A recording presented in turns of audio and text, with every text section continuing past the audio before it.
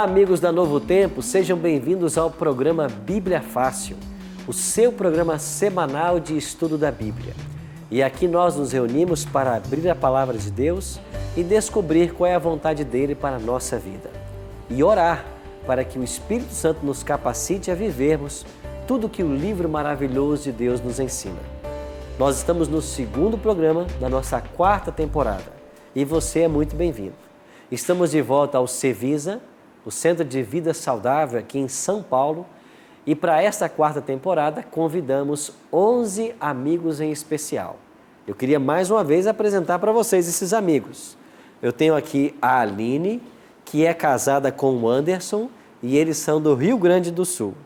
Eu tenho a Sheila, que é uma representante nossa do Ceará. Eu tenho o Neri, que veio de São José dos Campos. A Patrícia, que veio do Rio Grande do Norte. Eu tenho outro casal simpático conosco, que é a Enide e o Jair, que são aqui do estado de São Paulo. Guararema, cidade de Guararema. Temos também o Igor, que é dentista e vem de Minas Gerais. E é mineiro. Mineiro. Terra boa, né, Igor? Nossa terra lá. A Márcia vem também de Jacareí, é uma grande amiga nossa, e ela está participando das gravações. A Sara, que veio do Rio de Janeiro, mas não é carioca, é mineira também. E o Damião, que está em São Paulo, mas você... Salto, São Paulo. Mas você nasceu em São Paulo? Não, você nasceu no Ceará e foi criado aqui. E a Sheila nasceu em São Paulo e foi para o Ceará. Vocês se cruzaram na viagem por aí? Não, né? Sejam bem-vindos ao programa. Você é muito bem-vindo, né? E obrigado por participar desse programa, por permitirmos que nós entremos na sua casa, na sua vida, para partilhar desses assuntos tão importantes da Palavra de Deus. O tema de hoje, vamos aprender mais sobre Deus. E vamos ver na Bíblia o que ela nos ensina sobre o ser onipotente, onipresente, onisciente, o nosso Pai eterno. Esse é o tema de hoje. Mas como é costume do nosso programa, a gente nunca começa sem antes fazer uma oração. E eu queria convidar vocês para orarem. Mas antes de orar, deixa eu aproveitar aqui e fazer uma pergunta por Igor. Eu percebi que o Igor, ele tem aqui assim uns traços orientais. Sim. Você tem, Igor, uma ascendência oriental? Tenho ascendência de japoneses. Japonesa? Japoneses. Quem nasceu no Japão na tua família? Meus avós vieram do Japão. Eles nasceram lá e vieram para o Brasil. Meu pai já é nascido aqui. Eles nasceram, teus avós nasceram no Japão e mudaram depois para o Brasil. Sim. E teu pai já nasceu aqui? Já nasceu aqui no Brasil. Me explica essa história, essa terminologia de Nisei, Sansei. Como funciona isso? O Nisei, Sansei são nomes relativos às gerações. O Nisei seria o Ni, em japonês é 2, seria relativo à segunda geração de japoneses. Sansei seria 3, San 3. Sansei a terceira geração de japoneses. Então quer dizer que tem a ver com as gerações. Agora essas gerações são contadas nascidas fora do país, é isso? Não, podem ser nascidos no país, nascidos em outros países, mas são considerados Nisei ou Sansei quando é japonês, tendo filhos com outros japoneses. A mistura já não é considerada. Ah, entendi. Então só vale a descendência entre japoneses. Isso. Interessante, obrigado. Viu? Aqui também, Bíblia Fácil também é cultura, né? E aproveitar e mandar um grande abraço para a comunidade japonesa, principalmente aqui de São Paulo, que é muito grande a comunidade japonesa. Um grande abraço a todos vocês e a gente percebe o grande valor que vocês têm e a contribuição extraordinária que dão para o nosso país desde a vinda de vocês para cá, né?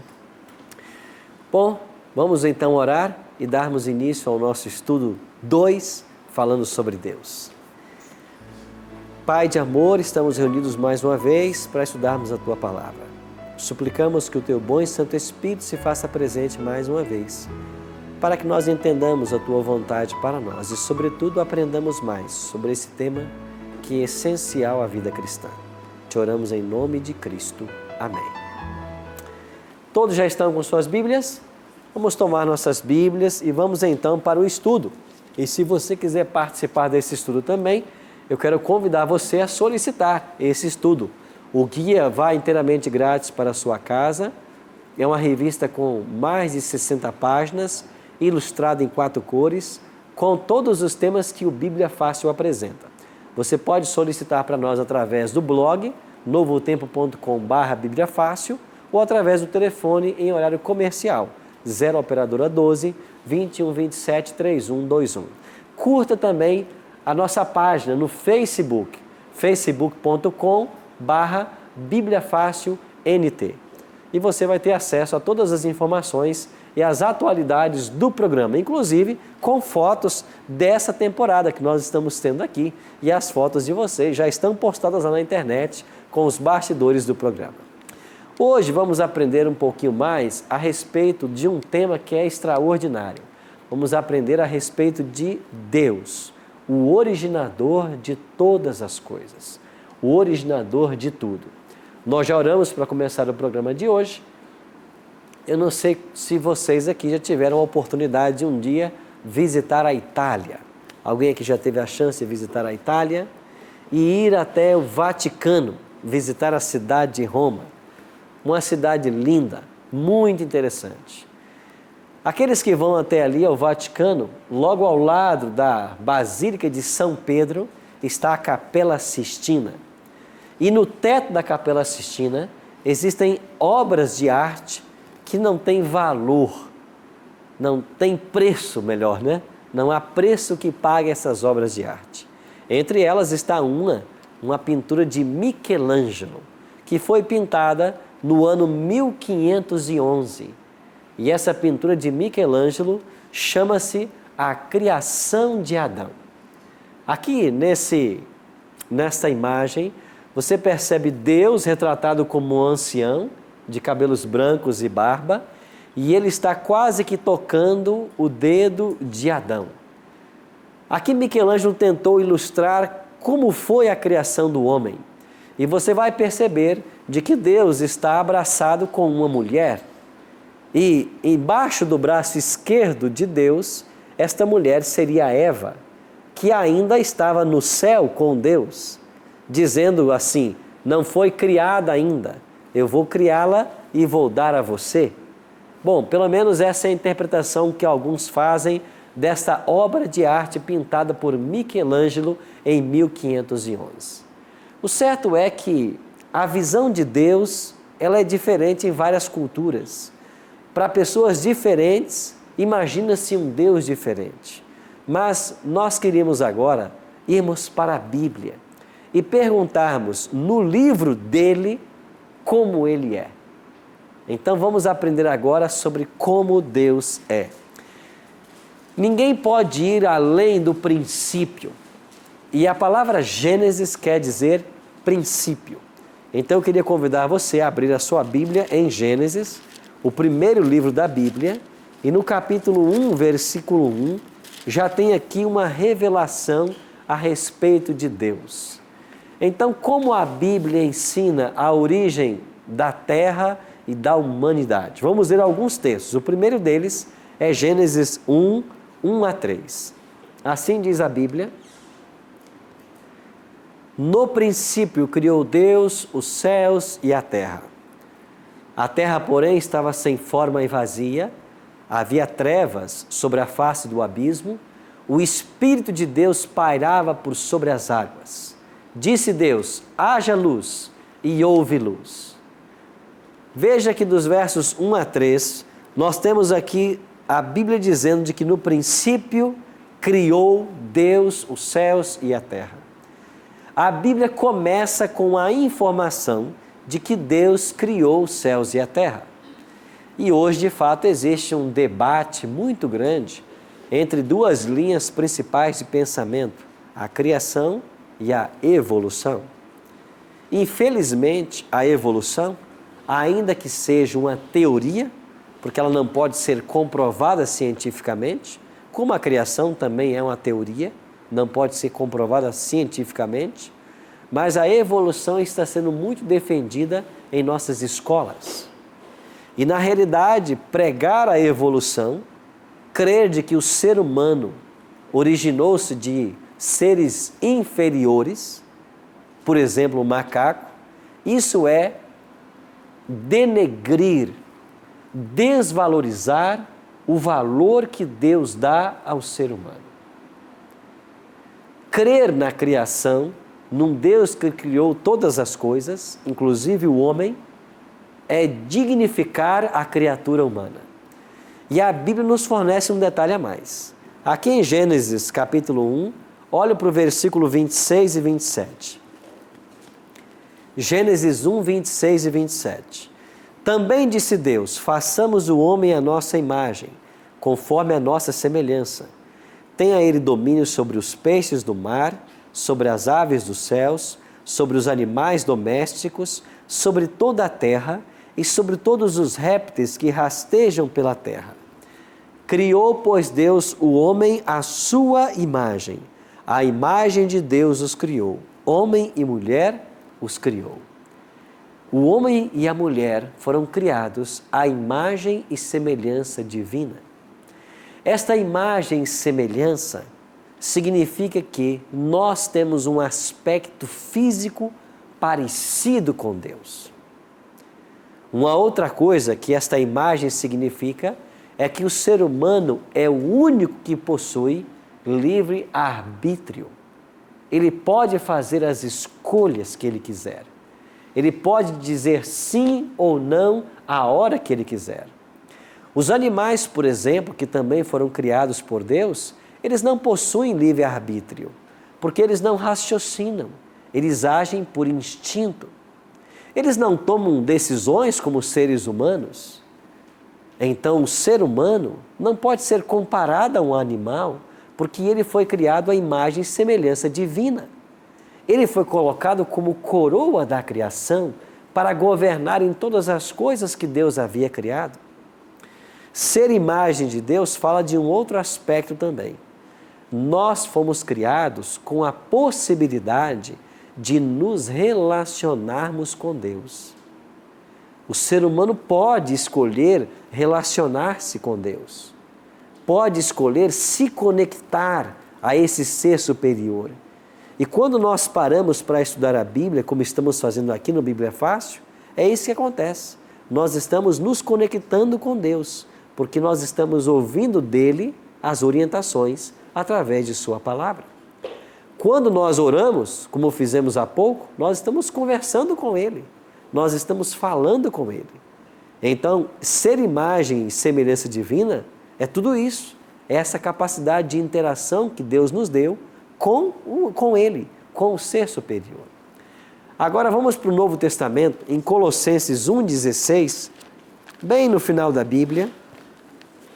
Colossenses 1,16 está na página 165. Página 165 do Novo Testamento. Colossenses 1,16 fala também da criação. E vai dizer o seguinte: pois nele foram criadas todas as coisas, nos céus e sobre a terra, as visíveis e as invisíveis, sejam tronos, sejam soberanias, quer principados, quer potestades. Tudo foi criado por meio dele e para ele. Quem é este ele aqui? Se você olhar no verso 13, vai dizer de que ele nos libertou do império das trevas, Deus, e nos transportou para o reino do seu Filho, Jesus. Quer dizer que Colossenses 1,16 está falando de Jesus Cristo. E em Jesus foram criadas todas as coisas. Agora, se você pegar Gênesis 1, 1 a 3, com Colossenses 1,16, você percebe que na criação estava Deus Pai, o Filho por quem foram criadas todas as coisas e o Espírito de Deus que pairava sobre as águas. Ou seja, a Trindade, Deus Pai, Filho e Espírito Santo, esteve envolvida no processo da criação da terra. Por isso que nós cremos de que Deus é o originador desse planeta, desse universo. Ele é o criador de todas as coisas. Sim, Damião? Bom, pastor, então a gente deve tomar cuidado então com as escolas. Eu, pelo menos, estudei numa escola onde eu aprendi o evolucionismo e realmente meus pais chegavam em casa, meus pais ensinavam sobre a Bíblia para mim. Então a gente precisa tomar cuidado onde nossos filhos estudam, se a gente realmente é cristão e acredita na Bíblia, Como que a gente pode tratar isso, pastor? Existem escolas que os ensinos são diferentes? Claro, Como? você tem muitas escolas que adotam uma visão criacionista. Ainda que na sala de aula, por uma questão de currículo, seja necessário colocar as visões, e isso é importante para que as crianças conheçam as duas visões, mas nós temos que nos posicionar por aquilo que é orientação bíblica. Eu tenho que cuidar muito para que o meu filho não esteja numa escola que apresenta uma visão unilateral, o evolucionismo como única opção. Então a gente tem que apresentar as duas teorias, porque elas existem, elas são antagônicas, mas quando nós usamos a Bíblia como referencial, a gente percebe de que Deus é o Criador e nada aconteceu por acaso, nada surgiu de uma evolução. Então a gente tem que cuidar em que escola colocamos nossos filhos, porque se nossas crianças crescem pensando de que a nossa origem é de animais, nós estamos denegrindo a posição da humanidade, nós estamos rebaixando o status do homem, como declarou a Bíblia, a imagem e semelhança divina, para fruto de um acidente, uma explosão cósmica, como a teoria do Big Bang. Será que tudo veio disso? Não. A Bíblia ensina que por trás das coisas criadas há um projetista, há um arquiteto inteligente. E nada aconteceu por acaso. Ele falou e as coisas vieram a existir. Quando você olha para o nosso mundo, você percebe leis. Leis da física, da química, leis que regem o universo, leis que regem os corpos celestes, leis nos organismos, e essas leis não acontecem por acaso. São frutos de um projeto bem elaborado. A ciência tem usado um termo recentemente muito interessante, design inteligente.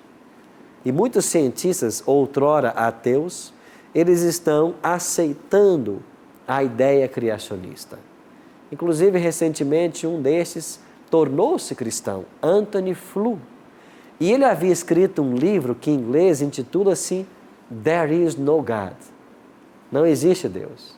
Ele escreveu um livro assim, mas após a sua conversão e o seu encontro pessoal com Deus, ele escreveu uma obra agora, e aonde ele havia colocado no, ele colocou o artigo a.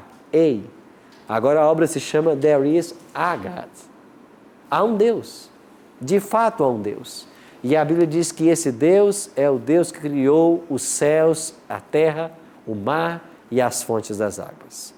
Ao criar o nosso planeta, Ele criou todas as condições para que o ser humano habitasse aí perfeita, feliz e tivesse vida eterna. O Jardim do Éden oferecia para Adão e Eva tudo o que eles precisavam para que eles vivessem bem e eternamente. Pois não, minha amiga? Pastor, então, antes da criação, era Deus Pai, Deus Filho e Deus Espírito Santo, né? Mas eles eram um ser só, ou seres separados? E mais, quando Jesus voltar a essa terra, nós iremos vê-lo como ele é. Mas como será? Ele vai estar os três em um ser só? Eu tenho um pouco de dificuldade em relação a isso. Muito boa a sua pergunta. Se nós estamos falando de Deus Pai, Deus Filho e Espírito Santo, peraí, são três deuses, é um Deus, isso é politeísmo, o que é isso? Bom, a sua pergunta, ela se encaixa num texto bíblico que nós iremos ler agora. E eu vou convidar vocês para lerem. Mateus capítulo 28, verso 19. Olha aqui as palavras do próprio Cristo. Eu falei para vocês de Deus Pai, Deus Filho e Deus Espírito Santo. E Jesus foi quem, mais uma vez, reafirmou a existência dos três seres. Página 30, certo? Página 30 do Novo Testamento. Mateus 28, 19. Palavras do próprio Cristo. Jesus falou assim: Ide, portanto, fazei discípulos de todas as nações, batizando-os em nome de quem? Do Pai, do Filho e do Espírito Santo. Você percebe que a Bíblia fala de Pai, Filho e Espírito Santo. Fala de três seres distintos, três seres que não são o mesmo ser. E esses três seres, eles estão unidos no propósito de salvar o homem. Mas aqui mesmo em Mateus capítulo 3, volte a sua Bíblia para o capítulo 3, para o verso 16, aqui há o episódio do batismo de Cristo. E olha o que diz Mateus 3,16. Mateus 3,16. Batizado Jesus, saiu logo da água, e eis que se lhe abriram os céus, e viu o Espírito de Deus descendo como pomba, vindo sobre ele. Verso 17. E eis que uma voz dos céus que dizia: Este é o meu Filho amado, em quem me comprazo. Aqui está a Trindade unida. O Filho está sendo batizado por João Batista. O Espírito Santo ungiu a Cristo, desceu sobre ele em forma corpórea de pomba. E o Pai pronuncia do céu uma voz: Este é o meu Filho amado, em quem me comprazo. Então a Bíblia, em vários textos, é clara em destacar a existência do Pai, do Filho e do Espírito Santo. Mas isso não é politeísmo. E por que não é? Porque nós cremos num Deus trino. Porque tudo o que Deus o Pai é, o Filho é e o Espírito Santo é. Não existe, o Pai não é maior do que o Filho e nem o Filho maior do que o Espírito. Todos os atributos que a Bíblia aplica a Deus, também aplica a Cristo e aplica ao Espírito. Então não é um só Deus, não são vários deuses no sentido politeísta, porque eles estão unidos no mesmo propósito. E em relação ao plano da salvação, é que cada um assume funções diferentes. Em relação ao plano da salvação, o Pai é quem envia, o Filho é o enviado e o Espírito é o Consolador. Mas estas funções, elas existem por causa do plano da salvação, do pecado do homem.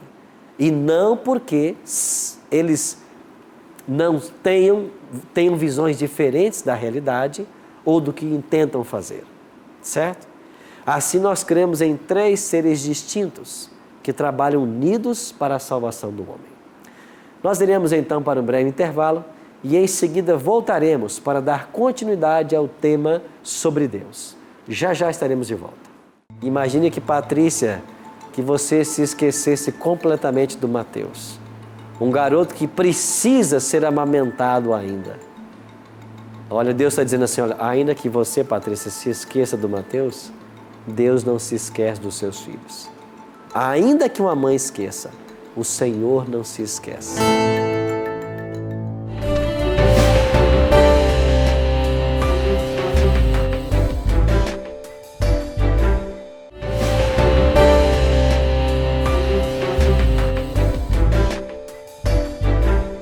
Olá, amigos do Bíblia Fácil e da Novo Tempo, estamos de volta com o nosso programa, que é o seu programa semanal de estudo da Bíblia. Se você quer ter essa revista para estudar esses temas, juntos com essa equipe aqui maravilhosa no Cevisa, basta ligar para nós. 0 operadora 12 21 27 3121 ou acessar o nosso blog novotempo.com/Bíblia Fácil. Essa revista pode ser enviada para a sua casa inteiramente grátis se você pedir. E você acompanha os temas que estamos estudando aqui nesse guia de estudos. Bom, terminamos o bloco anterior e faltou responder a uma parte da pergunta que a Aline, que a Sara fez para nós. Se quando Cristo voltar, nós veremos Deus o Pai, Deus o Filho e Deus o Espírito. De fato será assim. Quando Cristo voltar, ele virá na glória de seu Pai, ou seja, o Pai estará junto também. E também estará o Espírito Santo.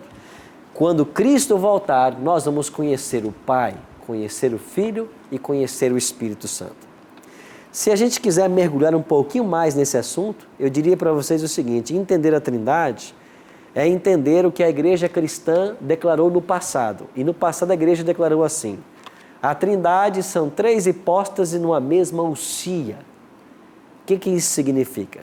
São três hipóstases, três seres distintos numa mesma ousia, da mesma matéria. Vamos pegar, por exemplo, os estofados que vocês estão sentados para uma analogia muito pobre, certo? Pense nos 3 sofás que vocês estão sentados. Eles possuem a mesma cor, a mesma resistência, o mesmo material, o mesmo design. Foram criados, vamos supor, pela mesma pessoa, servem para a mesma função. Assim funciona mais ou menos a Trindade. Só que eles não foram criados. Deus não foi criado. Ele é eterno, ele sempre existiu. Mas tudo que Deus o Pai é, Deus o Filho é e Deus o Espírito é. Mas não são uma pessoa. São 3 seres distintos. Então isso tem que ficar claro. É fácil entender isso para uma mente ocidental? Não é tão fácil. Mas a Bíblia ensina isso. Eu tinha outra pergunta aqui, Neri tinha uma pergunta a fazer também. Pastor, eu sei que o pessoal tá com muitas dúvidas aí, né? Tem muitas coisas aí para serem esclarecidas. Eu tenho uma dúvida aí dentro do contexto Deus, né? É sobre, assim, as pessoas vão abrir um negócio, vão comprar alguma coisa, atribuem aquilo a Deus, né? Ao sucesso daquilo a Deus. É certo, por exemplo, o senhor vai me falar, pô, Neri, você não tem fé nenhuma. Mas eu não consigo fazer uma coisa assim, sem planejar, sem procurar saber exatamente do que se trata aquilo, né? Fazer uma pesquisa. E aí as pessoas falam assim, pô, você não tem fé nenhuma, né? Acredita em Deus que vai dar certo. E eu já vi muita gente quebrar a cara com isso, sabe? Abrir uma coisa, atribui aquilo. A culpa é de Deus disso? Entendi. A sua pergunta seria mais ou menos assim, Deus interfere nas nossas vidas, temos que consultá-lo constantemente. Eu penso o seguinte, Deus ele nos orienta através de sua palavra. E todas as coisas que eu vou fazer, eu deveria buscar a sabedoria dele. Porque ele conhece o fim desde o princípio. Ele sabe o que vai acontecer depois de amanhã. Então ele pode me ajudar. As pessoas que buscam a Deus em tudo que fazem, elas serão mais bem-sucedidas, serão mais felizes. Agora veja, a Bíblia não quer dizer que você, por buscar a Deus, ser mais bem-sucedido, não quer dizer que você vai ser uma pessoa rica. Deus não fez promessa de riqueza para ninguém. Ele prometeu que todos nós teríamos e não passaríamos necessidade. Agora, para alguns, Deus deseja dar mais posses. Para quê? Para abençoar outros com essas posses. Para outros, Deus não dá. Por quê? Porque para muitos, a riqueza poderia ser um empecilho para a salvação dessas pessoas. Então, Deus nos conhece também e assim nos trata. Mas agora, buscar a Deus para tudo que formos fazer, isso deveria ser um hábito nosso. Isso é muito importante. Jair também tinha uma pergunta. Voltando no tema anterior ainda, quando fala Pai, Filho e Espírito Santo. A gente tem uma noção mais ou menos assim. Quando fala de Cristo, a gente tem uma imagem feita que mostra sempre a imagem de Cristo. Quando a gente fala de Deus, a gente vê que é um ser superior a Cristo, invisível, mas a gente já tem uma certa noção. E quando fala do Espírito Santo, que noção que a gente faz? É uma luz? É um brilho? Porque a gente não tem uma imagem formada ou parecida para poder explicar. Entendi. Na realidade, a gente quer formar imagens mentais de tudo que a gente conhece, né? Isso aí. E é difícil formar uma imagem mental sobre Deus ou sobre o Espírito, porque não existem quadros que tentem retratar essas imagens. Bom, eu entendo o seguinte, Jesus falou, né, quando esteve na Terra, eu e o Pai somos um. Ele quer dizer o seguinte, a nossa unidade é tão profunda de que tudo que nós pensamos, pensamos juntos. O que nós fazemos, fazemos juntos. Agora, quando eu busco ter uma imagem mental sobre Deus ou do Espírito Santo, eu busco sempre uma imagem mental parecida com Cristo, porque é assim que eu visualizo a eles. Porque se eles são seres unidos, eu penso que a imagem física deles deve ser parecida. Ainda que Jesus tenha declarado que Deus é Espírito, e importa que seus adoradores o adorem Espírito em verdade, em João capítulo 4, Deus é Espírito, mas não é uma matéria uniforme. Por quê? Porque nós fomos criados à imagem e semelhança dele. Mas nós podemos ter aí o direito de criar uma imagem mental para pensarmos nesses seres. O importante é que entendamos de que eles são seres reais e distintos, e não apenas uma matéria que permeia o nosso universo. Agora o Igor também tinha uma pergunta. O senhor comentou aí a respeito de consultar a Deus. Eu conheço uma prática que é feita por algumas pessoas que se chama consulta à Bíblia. Quando uma pessoa se depara com alguma situação na vida em que ela não tem uma resposta ou não tem uma direção certa, ela pega a Bíblia, abre aleatoriamente, aponta um dedo para um texto e, dependendo do teor daquele texto, ela reconhece um sim ou um não para aquela decisão da vida dela. Certo. Existe embasamento bíblico para essa consulta? Deus fala com o homem através de consulta à Bíblia dessa forma? Não existe nenhum relato na Bíblia de que nós devamos consultar a Deus dessa forma. Mas se nós voltarmos ao tempo de Moisés, ao tempo em que existia um santuário, no santuário havia o sumo sacerdote. O sumo sacerdote vestia-se com um peitoral onde haviam 2 pedras e essas pedras eram chamadas de Urim e Tumim. Quando o povo queria saber alguma coisa de Deus, por exemplo, devemos ir à batalha contra aquele exército ou não? Aí a pergunta era feita ao sacerdote. E se brilhava uma pedra, a resposta era sim. Se brilhasse a outra, a resposta era não. Isso foi um hábito do povo de Israel enquanto houve sumo sacerdote. E as pedras Urim e Tumim, elas funcionavam assim. Mas desde que o sacerdócio foi tirado, desde que Cristo, com a sua morte na cruz, cancelou o sistema sacrificial, nós não temos uma forma assim mais de consulta. Agora, eu não duvido de que Deus, quando quer falar com você, Ele pode te ajudar e te dar alguma resposta embasada na palavra de Deus. Mas eu creio que tem que ser uma coisa muito particular e uma coisa muito esporádica. Eu posso orar a Deus e pedir a Ele uma resposta e que, ao ler a sua palavra, ao abrir um texto, Ele me mostre uma resposta com relação àquele assunto. Mas eu penso que mais importante do que ficar abrindo o texto e tentando descobrir assim, é eu ler o texto. Porque aqui estão para nós as orientações seguras.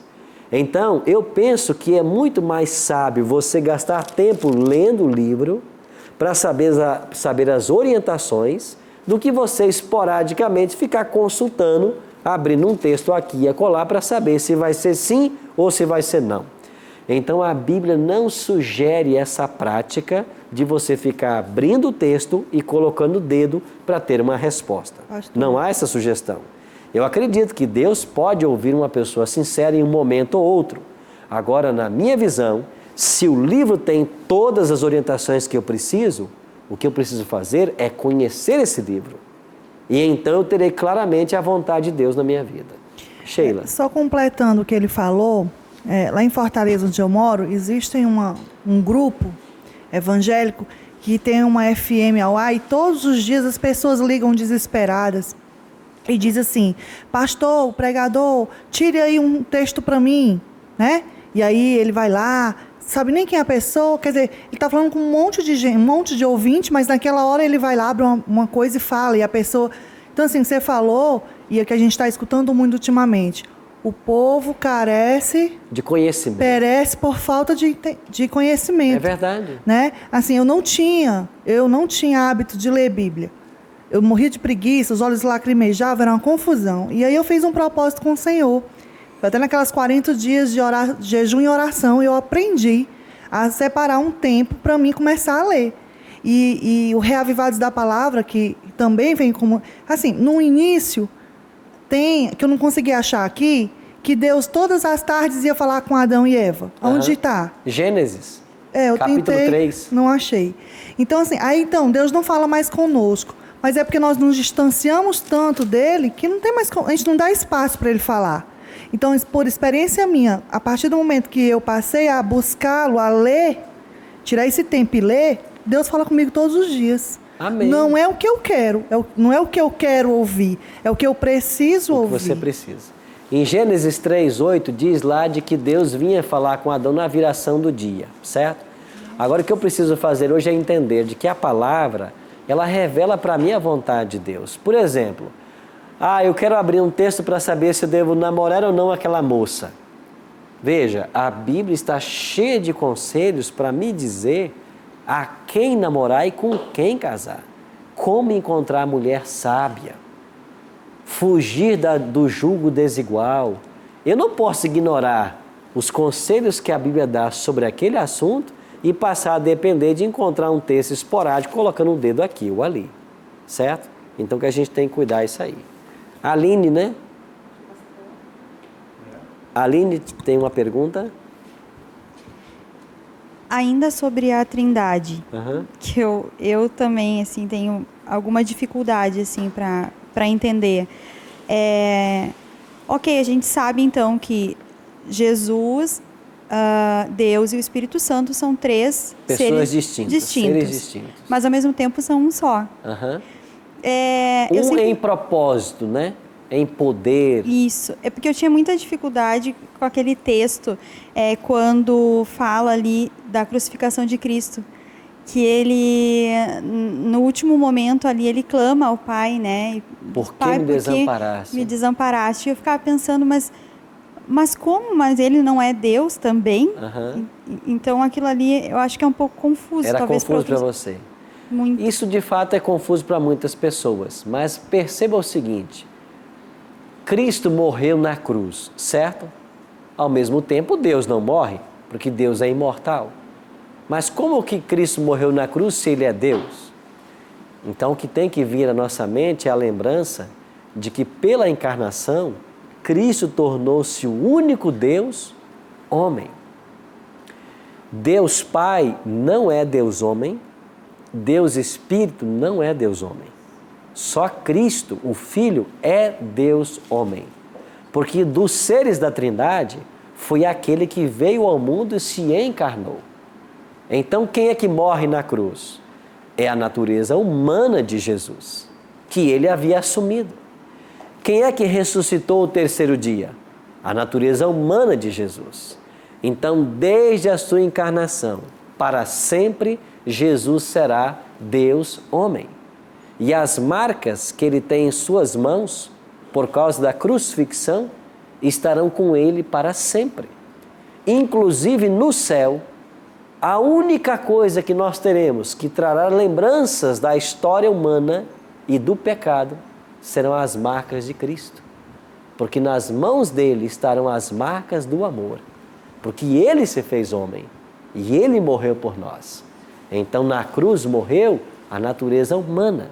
Agora, a natureza divina de Cristo, ela não morre, porque Ele é Deus e Deus não morre.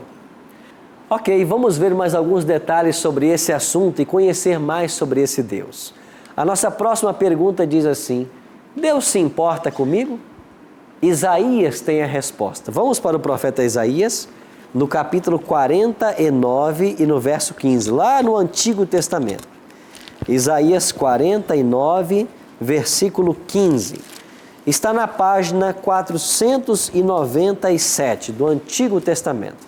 Você que nos acompanha em casa, Isaías 49, verso 15, vai responder a seguinte pergunta: Deus se importa comigo? Ou será que Deus é um Deus alheio às realidades humanas? Olha o que diz o profeta. Isaías 49, 15. Acaso pode uma mulher esquecer-se do filho que ainda mama, de sorte que não se compadeça do filho do seu ventre? Mas ainda que essa viesse a se esquecer dele, eu, todavia, não me esquecerei de ti. Interessante que hoje, quando eu cheguei aqui, há poucos instantes atrás, eu estava conversando com uma de vocês, né? Foi justamente a Patrícia, não foi? Foi. E a Patrícia me falava que ela tem um bebê, 2 anos, né? E ele ainda mama, e você, ao vir aqui para São Paulo, foi a chance de desmamar a criança. Patrícia, então esse verso tem um significado muito mais forte para você, que é mãe, está vivendo esse momento, do que para nós outros aqui, talvez. Deus está dizendo assim, olha, ainda que a Patrícia, né? Como é que chama o seu filho? Mateus. Tá longe, né? Tá bem longe. Tá com saudade dele? Demais. Todo mundo aqui vê o quanto. Então imagine que, Patrícia, que você se esquecesse completamente do Mateus. Um garoto que precisa ser amamentado ainda. Olha, Deus está dizendo assim, olha, ainda que você, Patrícia, se esqueça do Mateus, Deus não se esquece dos seus filhos. Ainda que uma mãe esqueça, o Senhor não se esquece. E para Deus não existem brasileiros, não existem gaúchos, cariocas. Para Deus existe Damião. Deus é assim. Deus se importa com cada um de nós. Para Deus é o Jair. Desde que você nasceu, Jair, Deus tem acompanhado você todos os dias. E sabe o que mais a Bíblia declara sobre esse Deus? Olha que coisa linda. Deus não olha para as multidões. Deus olha para as pessoas. E o Cristo declarou algo fantástico. Olha o que está escrito em Lucas 12, verso 7. Até os cabelos da vossa cabeça estão todos o quê? Contados. Não temais, bem mais valeis do que muitos pardais. Jesus disse que os cabelos de nossa cabeça estão contados. Por que ele disse isso? Porque nenhum fio de cabelo cai da sua cabeça sem que Deus perceba. Nenhuma lágrima é derramada sem que Deus perceba. Nenhuma dor é sentida sem que Deus perceba. E saiba que todas as lutas que nós somos chamados a enfrentar, nós sempre teremos um Pai ao nosso lado. Deus sempre estará do nosso lado. Nós não vemos a Ele, ainda não vemos, mas nós podemos confiar que Ele existe. E assim como um pai quer boas coisas para os seus filhos, assim Deus quer. Deixa eu falar com você que está em casa nos assistindo. A primeira imagem mental que nós formamos de Deus, ela é buscada na nossa relação com o Pai. E talvez você não teve uma boa relação com o seu pai. Talvez alguns dos que aqui estão não tiveram um bom relacionamento com o Pai. E por causa disso, a imagem que nós temos de Deus, ela foi prejudicada. Porque a primeira imagem que nós temos de Deus é buscada de um Pai. Mas esse Deus que nós estamos estudando aqui é um Pai de amor, que se preocupa, que se interessa. E não importa o problema que você esteja vivendo, Ele vai vir atender a sua necessidade. Ele vai te chamar pelo nome. Ele vai colocar a mão no seu ombro. Ele vai te abençoar, Ele vai te ajudar. Eu queria que você pensasse, e enquanto ouviremos essa música, se você tem um pedido especial a fazer a esse Deus, que você pedisse agora, para que Ele viesse responder o anseio do seu coração.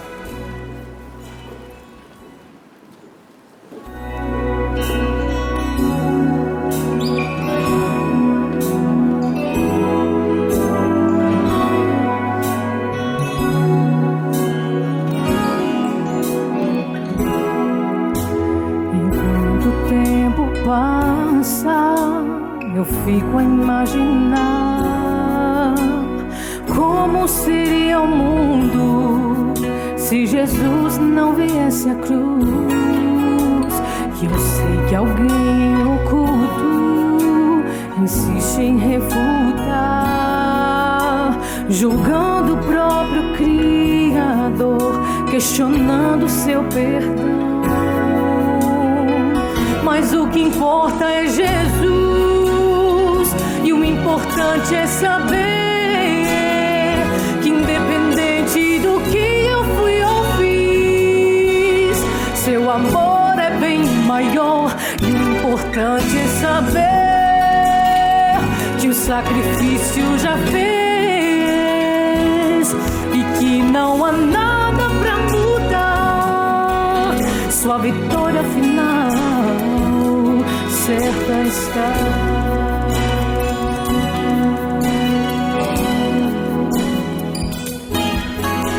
A guerra já foi ganha, mas devo escolher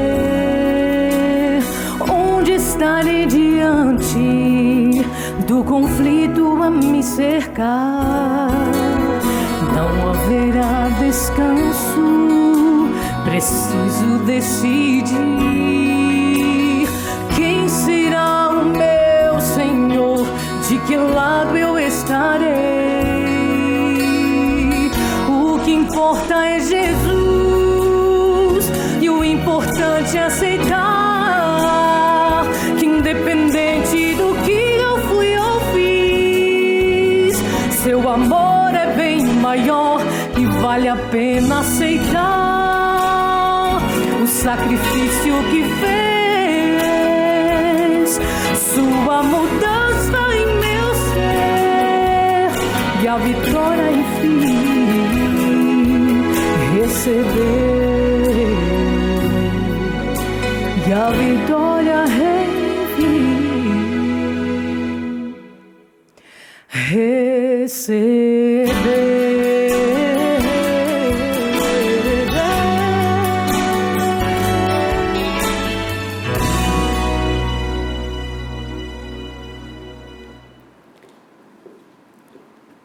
Eu queria terminar o programa de hoje deixando um verso da palavra de Deus com vocês.